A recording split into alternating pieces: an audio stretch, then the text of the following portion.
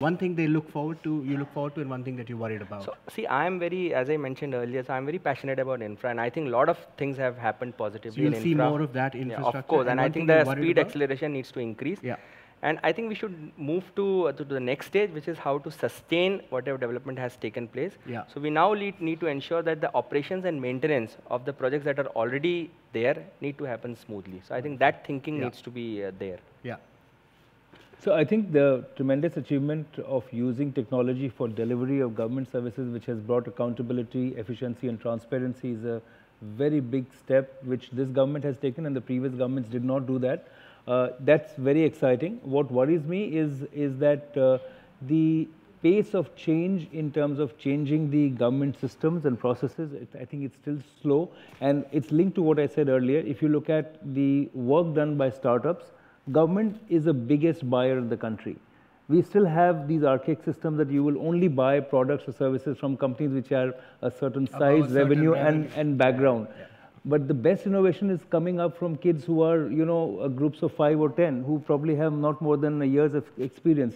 Why should the government not get the benefit of them? So I think those changes in approach are very critical, and I hope that this thinking of the government will percolate to this level as well. Yeah. So thank you. Yeah. Yeah, I think what I'm most excited about is, as I said before as well, health very much becoming a policy, political and public priority, an election issue as well, because no matter what caste or religion you are, you need good health. And we're not going to realize the demographic dividend that we keep talking about unless we have good health. So let's see it that way. I think something which makes me a little worried is that, for instance, the health insurance scheme which has just been launched, there's a lot of people who sort of just immediately criticize and, want to find all the flaws and drawbacks in that, which I think is fine, but I think we really need to work together, whether it's the private sector, whether it's experts, whether it's the government.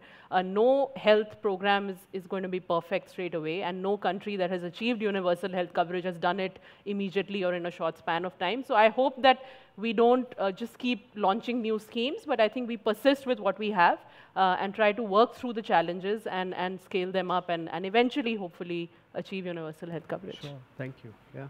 I think what I look forward to is more synergy, where we look at, I constantly talk about that, having an LPG cylinder saves women's time, reduces the time poverty for women.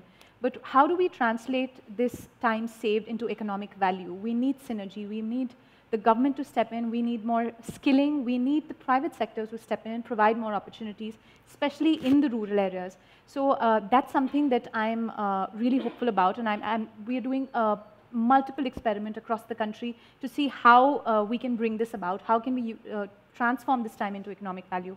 What I'm worried about is that, there is this euphoria and there is a lot of energy right now.